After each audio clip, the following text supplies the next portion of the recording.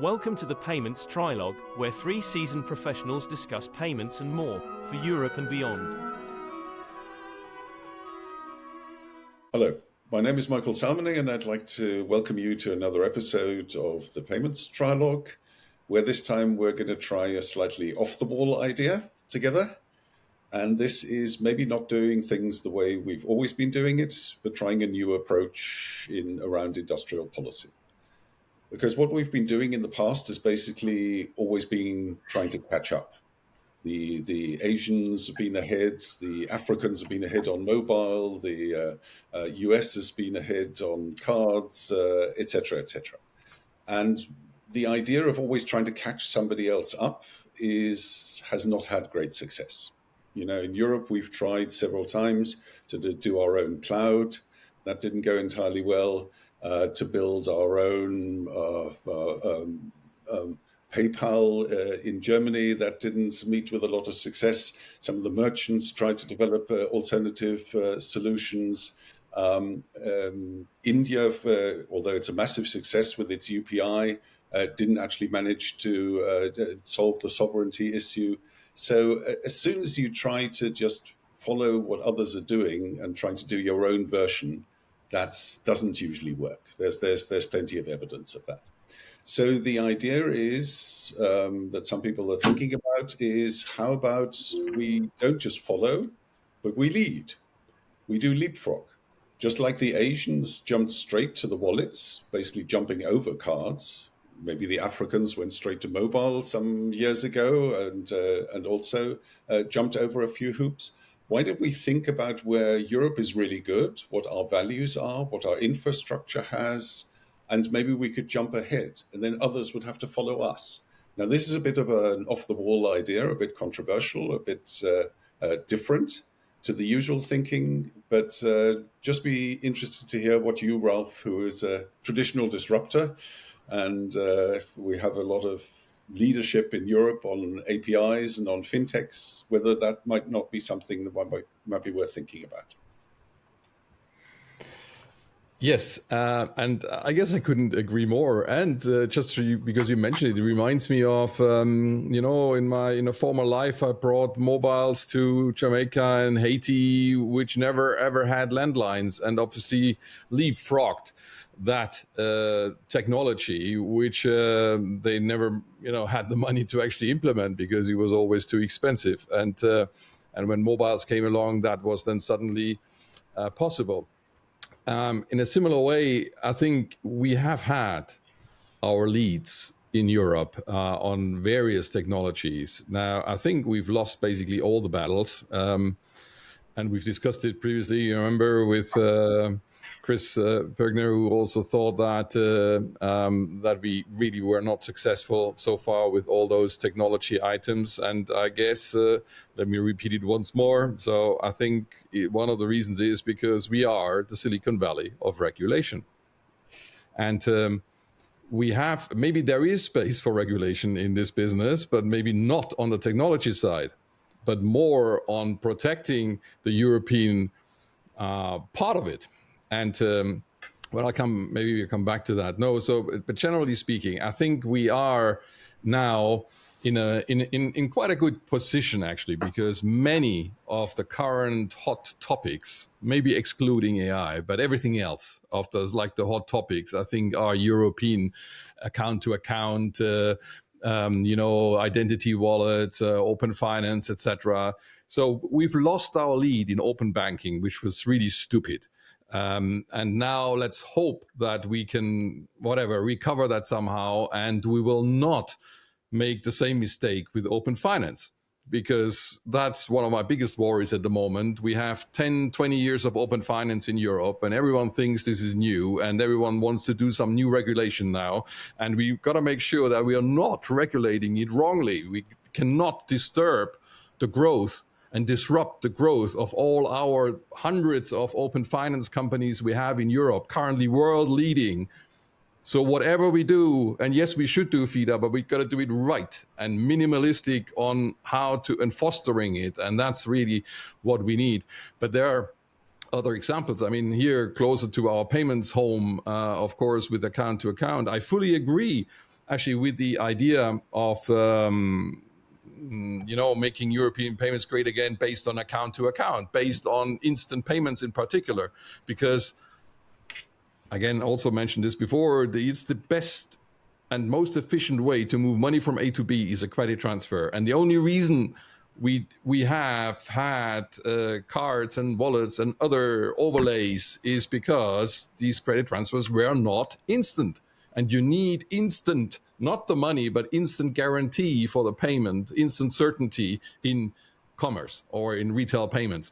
So that's why we had all of that. But with instant payment, that reason goes away and it is more efficient. So we don't need all these overlays anymore. So we are here on the right track and we just got to make sure that we're not losing it.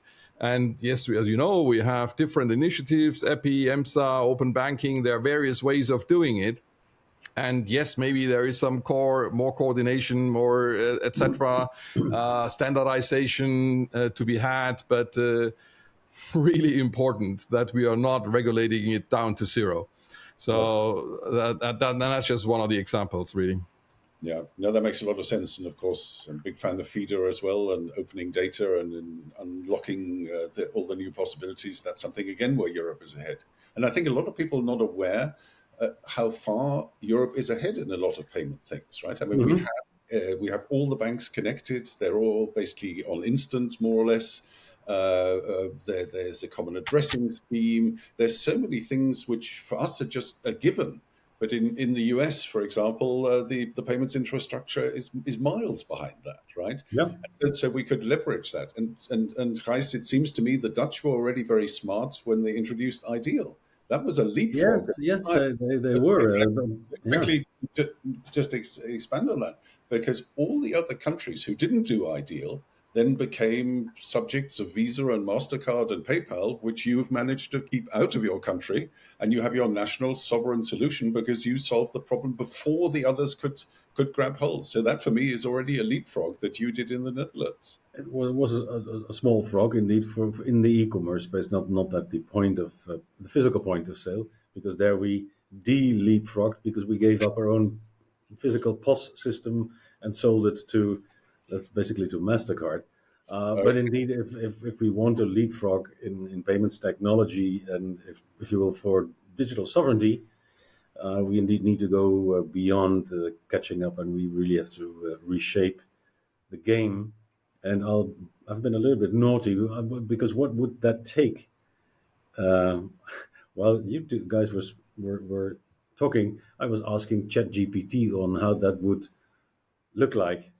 And it pretty much, the first point is build a truly European digital payments infrastructure based on instant payments, link it with the EU ID wallet, digital identity integration, interoperable APIs, Ralph, one API for the whole of Europe, create a strategic public-private partner innovation platform with a huge sandbox, do programmable money, tokenization.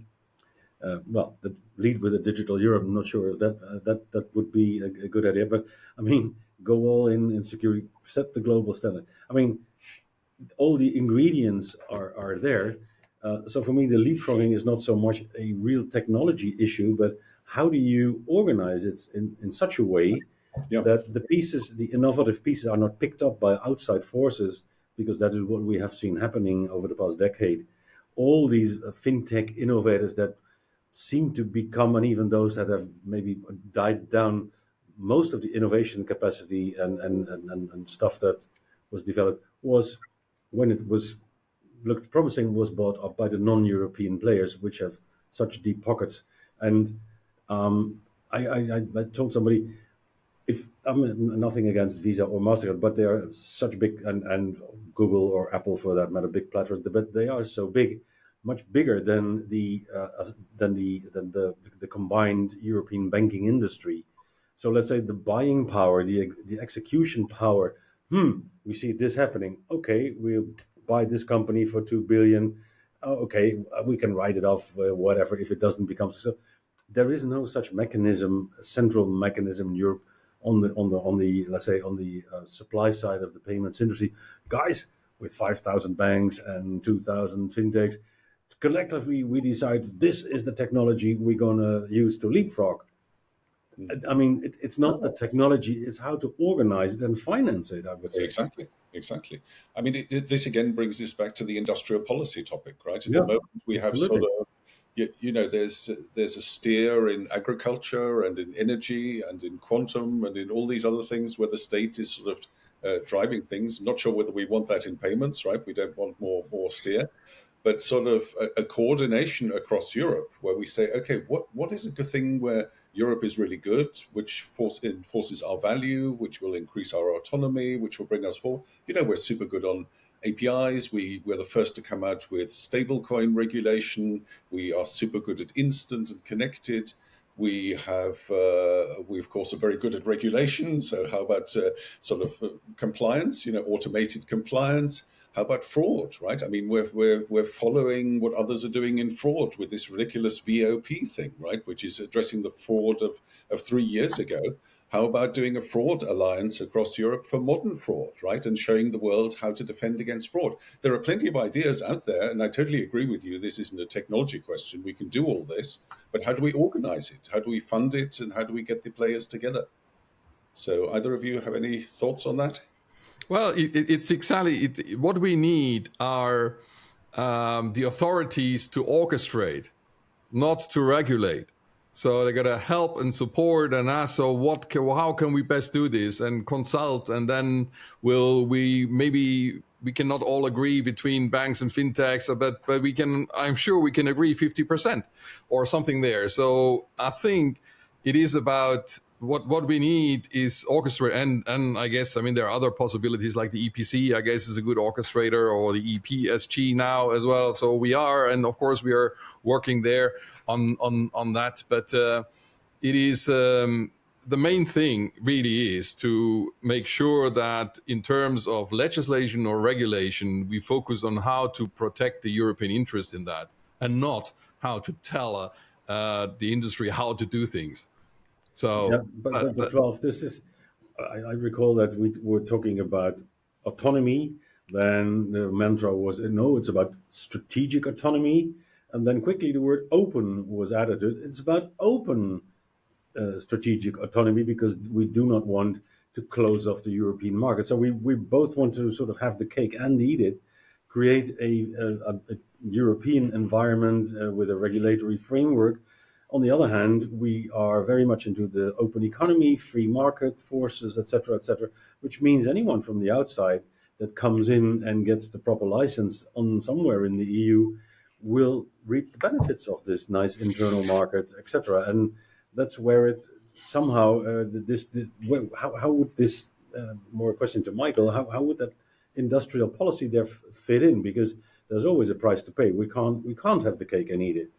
but hang on, before Michael, let me address this, because I've brought this up before vis-a-vis the Commission and also the ECB at length about the question on sovereignty and also doing it in a way which is not like protectionism that we see elsewhere, but sovereignty on with a positive, with a good spirit, with a European way of doing it. And we can have that because we are controlling the legal framework with all our regulations, PSD2, 3, etc., AMLR, etc. So we are controlling the access because you need a license. You can't, and you need a European entity in order to get a license. So you can't just do it from the US or from somewhere from China. So you have to have a presence in Europe, and we are controlling the standards. So we have EIDAS and whatever you name it. We have all these also European standards that we control and that others would then have to follow. We are controlling the rails because we have the clearing and settlement infrastructure, TIPS, all the ECB infrastructure, all the other CSMs, etc. We are controlling the rules with the EPC, all the rule books, all the schemes, and well, we could also control a European identity. One of my pet projects, getting something like powered by SEPA Ralph, tips how inside do you something control the trust mark outflow? there. Well, Ralph, sorry to interrupt, but how do you then, because that is, we called in the early days SEPA, sending euro payments to America instead of the single euro payments area. So I'm totally with you. We control the institutional environment, regulation, and blah blah blah. But then the monies, the profits, the proceeds, the revenues still flow elsewhere. How do you control that then? Yeah, no, but that's what I mean. That's what I meant when I said that the authorities got to protect the European interest.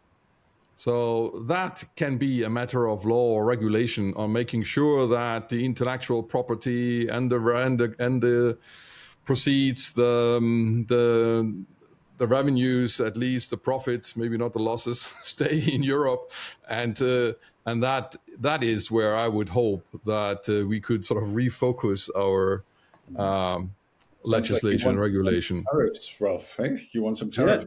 I Protectionism, huh? No, but seriously, I think that one term I found rather useful in this debate was the convener, right? So, it's very hard for sort of one part of the industry to say, let's all come together, for example, to develop a new anti-fraud alliance, or to do a new B2B scheme, or to do transmission of invoices between corporates, right? Because you can't just let the banks call everybody, because then the merchants will say, why aren't we organizing that? So that's why I think this state has a role as a convener, just to bring people together, bang heads together and say, look, this is stupid. We're developing 5 different pan-European schemes. Can't we sort of sit in a room together and coordinate ourselves? Or can't we develop something new, some new leapfrog topic, right? So I like this idea of a convener. That doesn't mean regulation. That doesn't mean writing the rules. The industry writes the rules, but bringing people together in the convener role, which I don't think the state is doing very much in our space. But who's then going to determine what the convener wants to convene? Uh, I mean, they may convene stuff we don't like to be convened to, or whatever the proper English term would be. So, what process would lead to prioritizing those leapfrog topics that should be that are worth convening? We're still a democracy. Should there be a political involvement there of the member states or the European Parliament saying to the Commission, guys, these are the topics we want you to convene stuff that is leapfroggable? Yeah, that's a fair question. Absolutely. And I mean, I have some ideas. I'm sure you have some ideas. Ralph has some ideas. And, some people could sit in the back room and say, look, this is a list of things we could do. And I mentioned some, right, several times before. Let's build a common way of combating fraud, for example. Let's do a B2B initiative. How do we leverage the instant connectivity? How do we do more automated compliance without, there are enough ideas out there, and maybe some of them are stupid. And I'm sure the list I've just named isn't complete, but a few smart heads could sort of sit together in a back room somewhere and say, let's have a think about that. In that perspective, Michael, how would you gauge as an analogy, the large-scale pilots that not DG FISMA but DG Connect has been organizing for, let's say, possible use cases, possible leapfroggable stuff, building upon the European identity wallet? Yeah, It feels like some leapfrogging stuff. Yeah. No, I mean, I'm a huge fan of the identity initiative in Europe. I think that's really smart. It's attribute-based and it goes cross-industry. So it's not just government, but it's government and bank and health and education. There are lots of things to like about the EU ID wallet. I'm not such a fan of the large-scale pilots, if you will permit, because, in classic European style, it has to have somebody from Greece and somebody from academia and somebody from the Nordics and somebody from there. Yeah. You end up having about 30 parties in there. And that, of course, means you produce more paper than actual real insights. But the idea, for example, identity as a thing that is being created in Europe, I'm not aware of anything like that elsewhere. And making that a global thing, why not? I mean, I love that idea. Well, I think the pilots are, yes, I mean, they have their problems with the sort of variety involved, but I think overall it is a very good approach. So I think it is helpful. It takes us forward. Maybe with less parties inside, it would have been faster, but it's also good to have different ones so that you have different ways of doing it, and you can basically see whichever is better. We're not losing time. We're having some support and investment there from the authorities there in driving us forward. So I think that is one of the better models to be improved, but I think that goes the right way. And another one is these expert groups, where I'm in two of them on the financial data spaces, and the other one, Gijs, we are together in with the payment market systems, and we're together. We have, and we're just running a project there, as you know, with the trying to have identifying and recommending ways of removing obstacles for using instant payments at POS, and that is also good. But the output or the way this should be organized or worked is not that it then is just informing the Commission and then leading to maybe better regulation, but probably more regulation. So yes, if we have more regulation, hopefully it'll be better. But even better would be not having this with the aim of regulation, but having this with the aim of some pilot, of some orchestration, not more regulation. I mean, this is something we've been saying in this trilogue forever, right? Maybe we just sit together across industry, fintechs and banks and others, and develop solutions. And maybe the regulator can give us a push and a nudge and some things, but we shouldn't ask for the regulator to always tell us what to do, right? So this is another instance. Yeah, and then one tricky thing always comes in, Michael.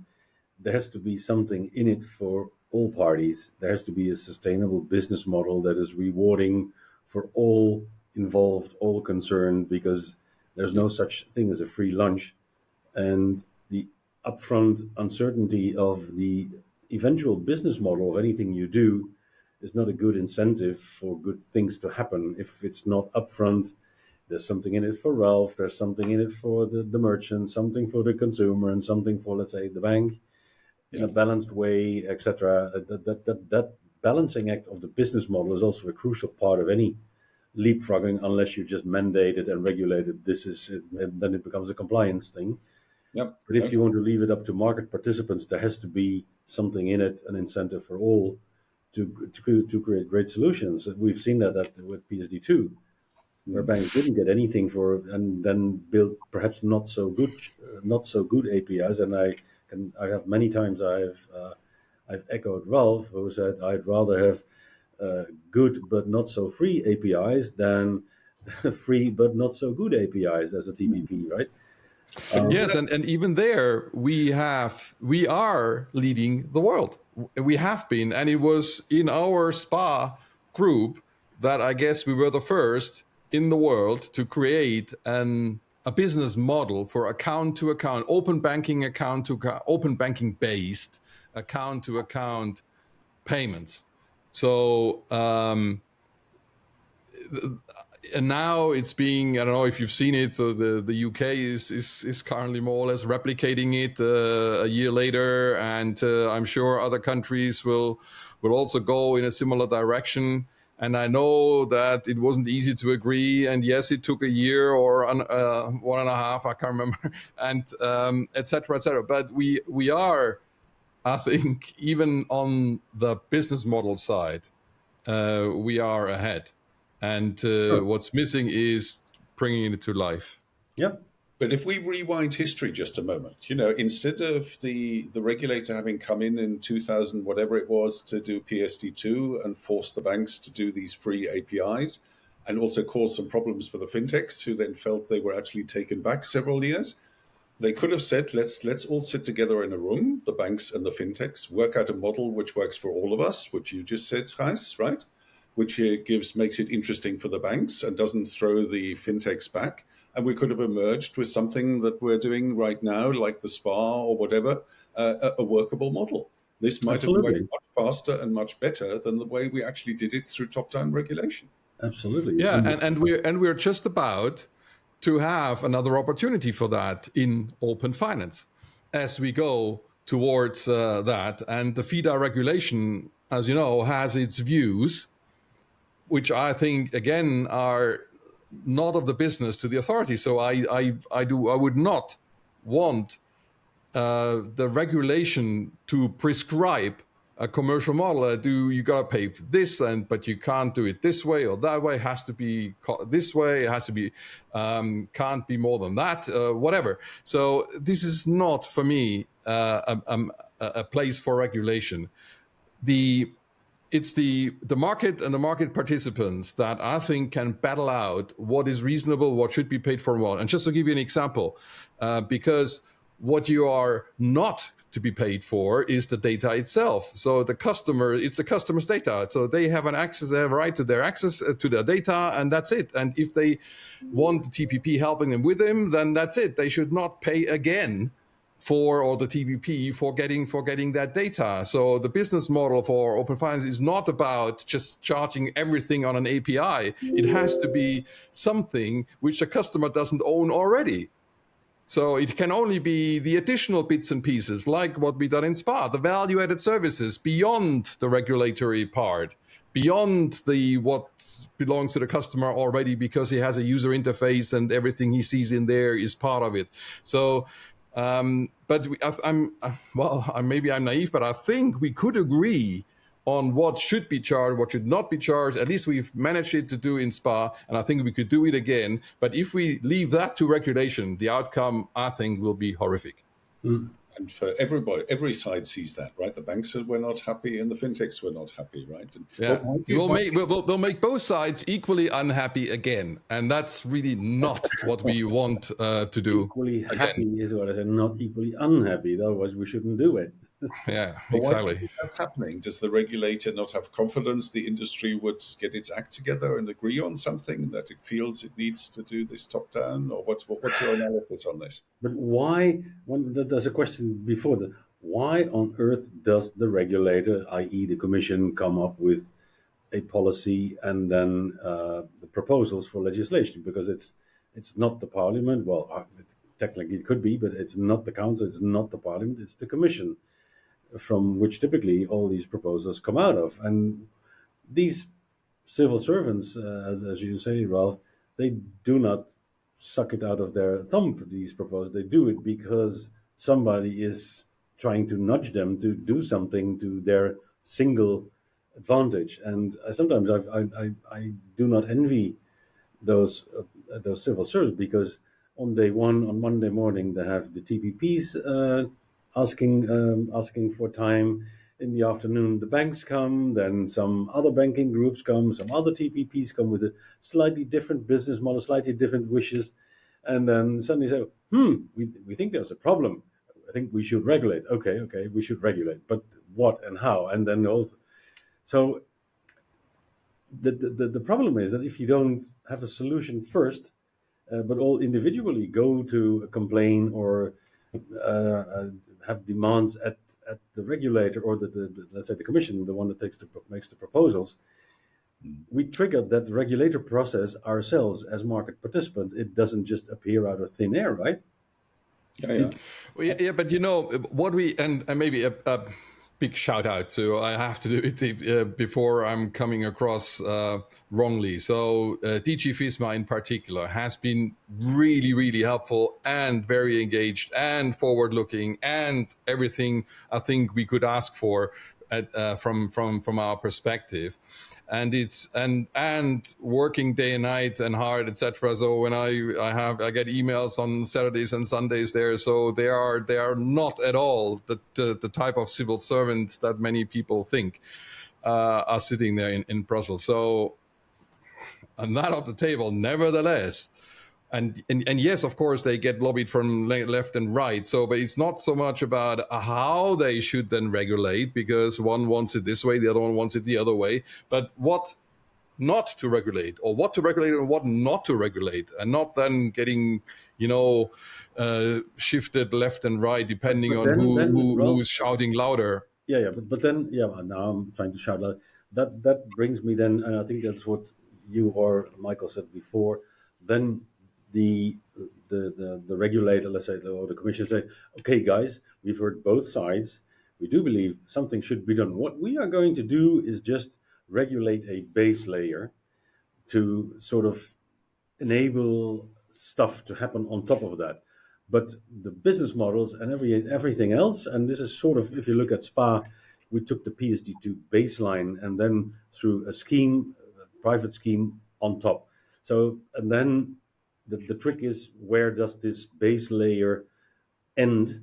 And say, okay, guys, this is how far we will go as a regulator, just as an enabling foundational layer, full stop, and all other detailed stuff, Be done by the including business models, we leave it up to the market. Good luck. We've laid the foundation. Now it's up to competitive forces to create good solutions, right? I mean, I think we all And that's agree. exactly what we're. Sorry, Michael. One more thing. One more thing to finish. I'll stop after that. But it's exactly what we wanted, and what I was hoping that we could agree with the banks and insurance companies, etc., for open finance. So all we need is that the law mandates access, or basically allows customers to access their data.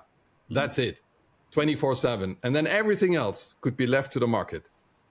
No, I think we agree on a number of things. I mean, one is that we've been a little bit rude about some of the regulations. There's a lot of benefit to regulation, right? Maybe we'd never have got instant payment. We wouldn't have got privacy. We wouldn't have got people stopping AIs harvesting content. I mean, we wouldn't have safety belts. We'd probably still be sending children up chimneys if it weren't for regulation. So regulation is a great thing. The only question I think we're discussing is, A, how far should it go, right? Maybe only the base layer and let the industry do. But the other question, which I don't think either of you have answered, if I may say so, is if the problem is seen, why is the initial reflex always to say we must regulate? Because another option might be just to bring people together and say, okay, look, there's this new idea of fintechs and they use APIs. And how can we make this work? And you lock banks and fintechs in a room to work out a joint solution. Maybe you don't need to regulate at all. You just bring people together. Is that incredibly naive, or do you think that actually? No, it's not. Because basically, this is what happened with SEPA. We had a problem with expensive and slow cross-border payments in Europe. Well, you know, you're my age, you know how this all came about. Decades of discontent about what banks did in cross-border payments, and finally they got the message, and then we started to build SEPA, and there was a clear sort of division of labor. The industry said, okay, we got the message. We need to standardize. We will develop the standards in the European Payments Council as market participant. You, dear Commission, you create a harmonized legal framework because we need that, especially for the direct debits, to make that happen, because we need one uniform legal framework. And the last one was that the European Central Bank needed to build a nice settlement system called Target. That is a plan up front. Okay, this is the result we want to achieve. There's a clear division of labor. There's an institutional layer, which is the legal framework or the base layer what I was talking about. But then first you need to sit down together with all involved. Guys, what is the problem? Who are the actors? What are we going to regulate? What is up to in the domain of the market participants? But agree up front on the full picture, and agree this is what we want to achieve. This is what we will do through legislation, and the rest is, with some nudging, is up to market participants to make it a success. Wonderful. And that is, I think, a process that could come out of your convening. Somebody has to convene an ecosystem. That these are the people that we have to get around the table, and this is what is the plan. We need to make a joint plan for, and inevitably it's going to be a public-private partnership, because there will be some public stuff in forms of regulation and some private stuff. And there's still the question about a business model and funding. I mean, it's no more complicated than that. Perfect. Yeah. And the convener can't be MasterCard, right? Or it can't be. No, that should be the Commission. Some neutral. So, yeah. Ralph, Well, do you have any further thoughts? Because we're gradually coming to the end of our time here. Yeah, I fully agree with that. Fully agree. No, don't say that, Ralph. Yeah, sorry. No, come on. Okay, maybe not, but I won't say it now. No, I think overall this is exactly, and I said it earlier, orchestration is what we need, not regulation. Okay, then thank you again. What a lively episode again we've had, this time on a slightly different topic. It was about sort of industrial policy, maybe the idea of the state as a convener. and maybe about Leapfrog, about thinking of things where we're really good at and which others could then catch us up on, rather than us always following and trying to do a Google Cloud or something that others have already become entrenched on. Okay, so thank you very much again to Ralph and Gijs, and thank you for watching, and I hope you enjoyed that, and look forward to seeing you at the next episode. Many thanks for watching and listening. We hope you enjoyed this episode. Looking forward to seeing you again next time.